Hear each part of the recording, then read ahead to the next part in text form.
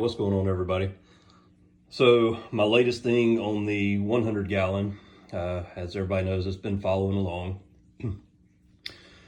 I'm working towards getting it set up. It's just taken me a while to do so. So it's a very slow process for me, just for the fact of budgeting. If I had an unlimited budget, I'd already have everything going. Unfortunately, I do not. I don't get anything for free. I don't have any sponsors, none of that stuff. I'm just solely on my own doing it.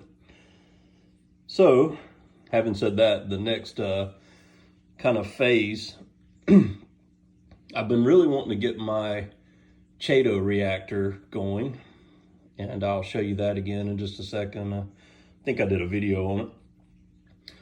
But I've been waiting on it because I have not been able to get any Chaeto algae.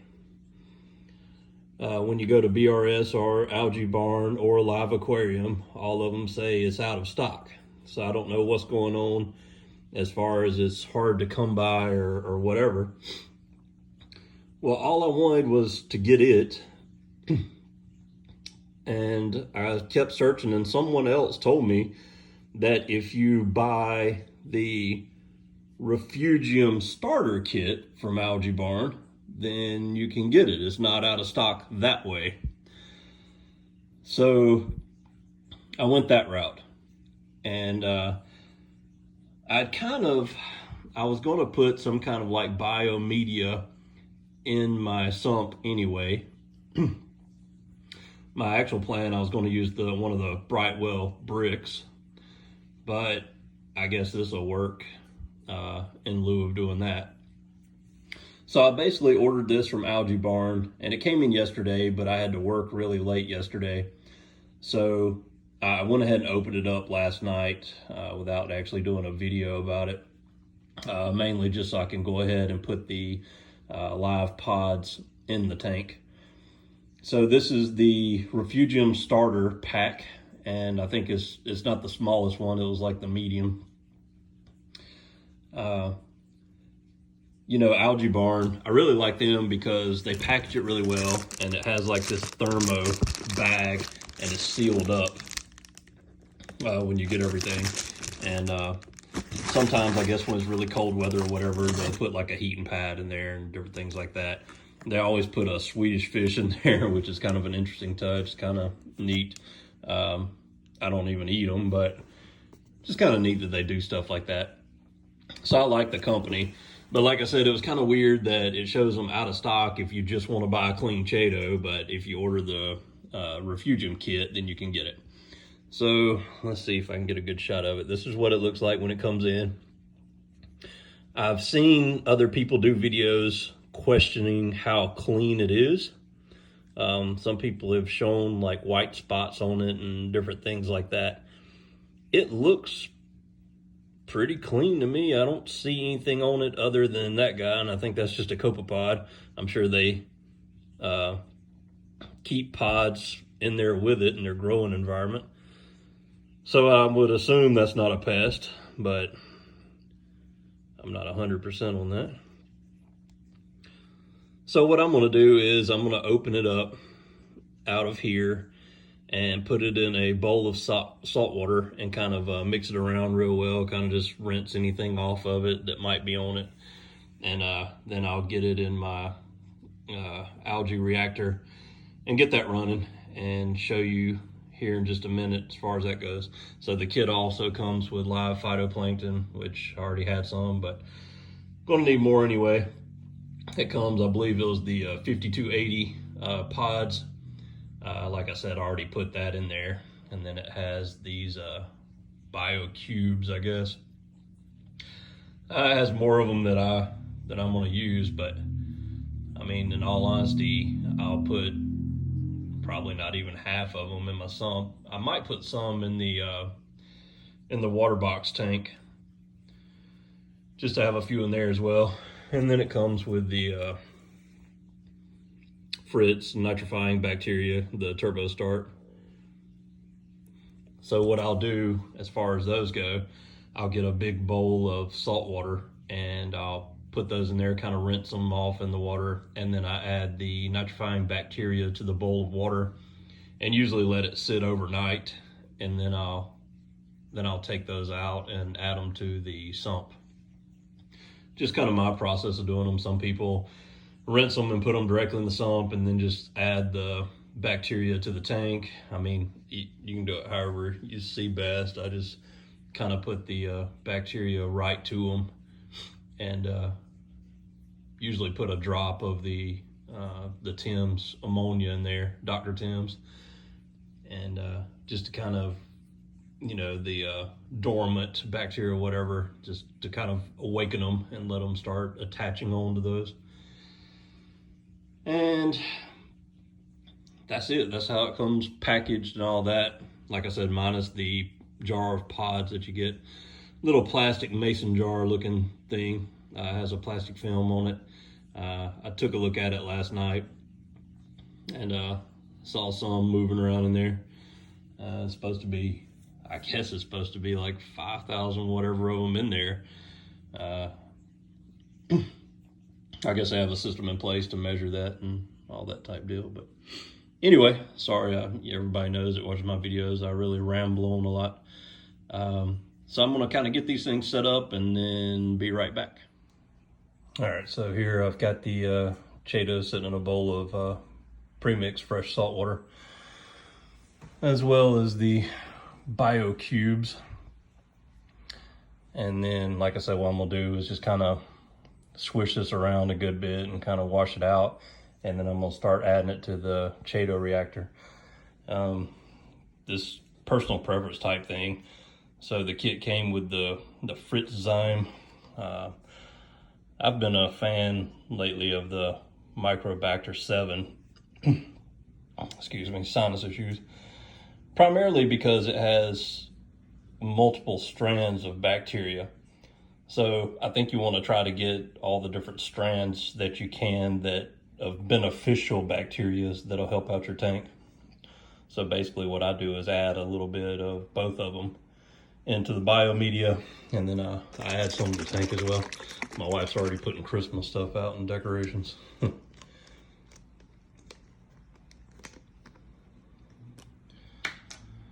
So I'd already opened it, and so I can make this easier.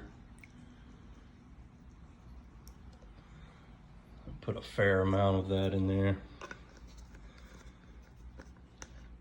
I mean, I really don't think you can overdose this stuff. You could probably just dump the whole bottle in if you wanted, because so much bacteria is going to absorb onto those cubes, and then the rest will pretty much. Oh man, the Fritz stinks. It smells awful. All right, got part of the bottle in there of that. And like I said, I'm gonna let this bowl sit overnight, and I'll kind of move them around a little bit. I'm actually about to add just a drop of ammonia to it as well. I don't know necessarily if it takes that for the bacteria to become undormant or whatever, but I'm not even sure. So I've never used the Fritz Turbo Start before. I'm not sure if it's supposed to smell like that or if all the bacteria is just dead. Let me see if it says here on the bottle. So it says live nitrifying bacteria. Live product, keep refrigerated. So I'm not sure on that one. I know the Bacter 7 is like dormant bacteria, but with this one being live, I don't know how long this has been sitting. I mean, they might be dead already. I'm not really sure. But anyway, I got both in there, so hopefully some of it will take anyway. Okay, thought I better come into the kitchen for mess sake. So I have the Skimz reactor. So I'm gonna just basically, since I'm one-handed and I don't have my tripod, I'm not gonna like video me adding it to it, but I'll show you what it looks like as soon as I have the Chaeto or Chaeto on the little rack in there, and then show you when it's done. Okay, of course, everybody can set this up how they see fit. I don't put a lot in here because it's going to grow, and most of the time it grows pretty rapidly if you have, you know, correct conditions. So I didn't use but a little dab of it. I didn't need all that I've got. It's funny, like, you know, how they're out of stock and you can't order it right now, you know, and as fast as this stuff grows, I don't see why there would be a shortage of it. I've never used an actual reactor, but I've used refugiums before, and it's always grown extremely fast. So I had to pull Chaeto out like every week as part of the maintenance. It was growing so fast at one point, and I know that means you got a lot of nutrients in your tank, but if you're doing some heavy feeding, and I think in that tank I had Anthias at the time, then you know, my water always tested very well. But yeah, it used to grow extremely quickly. All right, so slide this down. Let me see which way that went.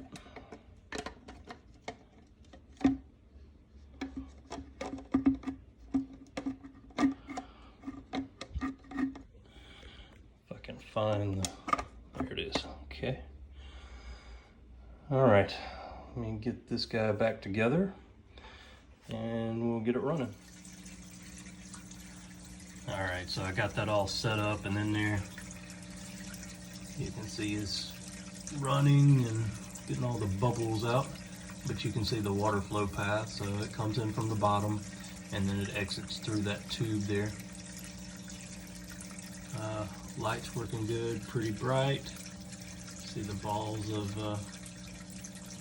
Chaeto that I have down in there. And working well so far.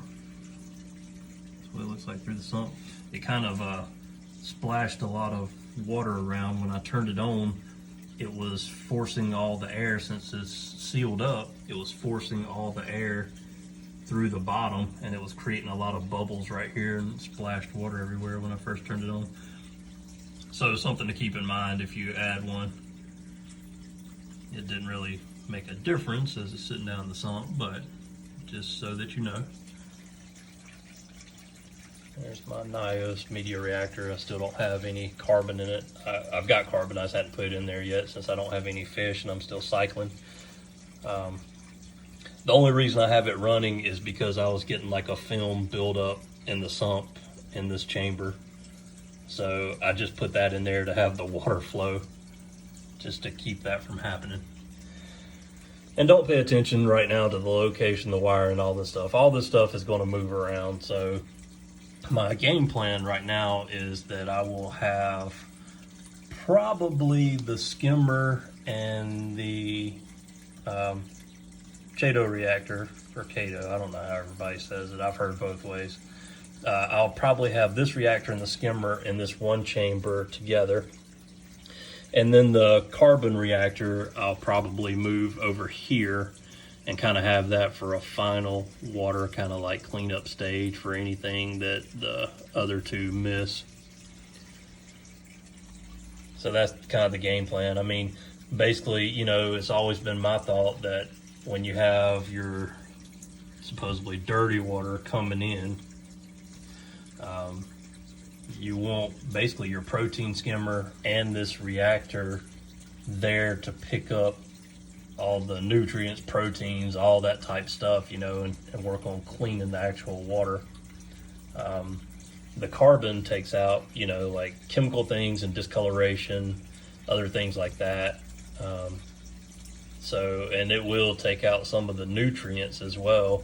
So I really want the nutrients to hit this reactor first so that the algae has a chance to absorb them.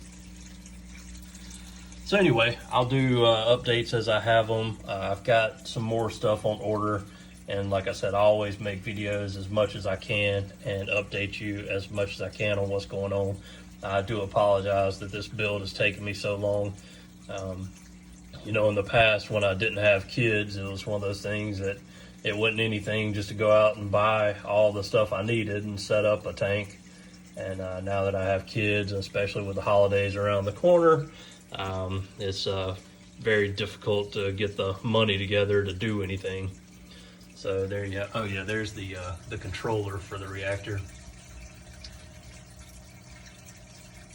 I might turn it down even more than that. So it's a DC pump, so you can control the speed. So I mean, I want it kind of turned down really low.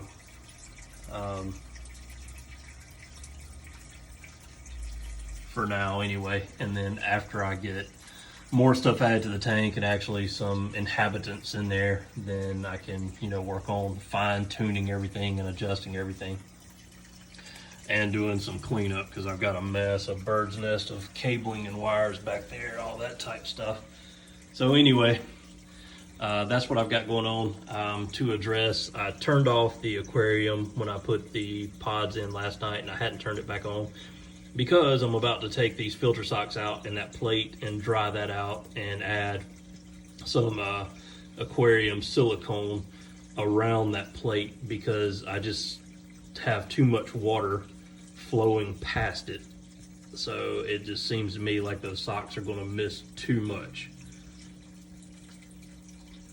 So anyway, that's something else I'm going to work on today.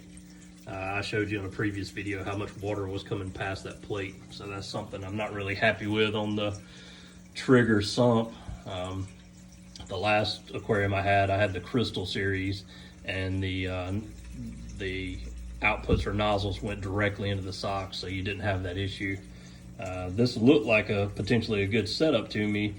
It's just that they made it more universal, so you can remove the plate if you want to and do different things with the sump. So in doing that, I think they, in my mind, create an issue. But we'll see. So next things to go, the only thing I'm planning on adding to the sump now is the protein skimmer. I kind of have my eye on one. I've always used Reef Octopus in the past. Well, I wouldn't say always, because years and years ago, let's say 15 years ago, I think I was using like a Coral Life or something like that. It was like a cheaper one. It was basically, I went with only options that I had available in my local fish store, because in the 90s when I was doing aquariums, you know, you didn't have internet. So it's basically you relied for the most part on what they had in the local fish store, and it was really kind of limited here where I live because we only had one as to saltwater stuff. So it's basically you had to use Instant Ocean salt because they didn't carry another brand. You know, you had just different items like that. But everything else is going okay. Still working on getting lighting because the ones I want are very expensive. But I'm working on trying to budget that in. Let me know if you have any questions or comments, and I hope you get something out of these videos, and thanks for watching.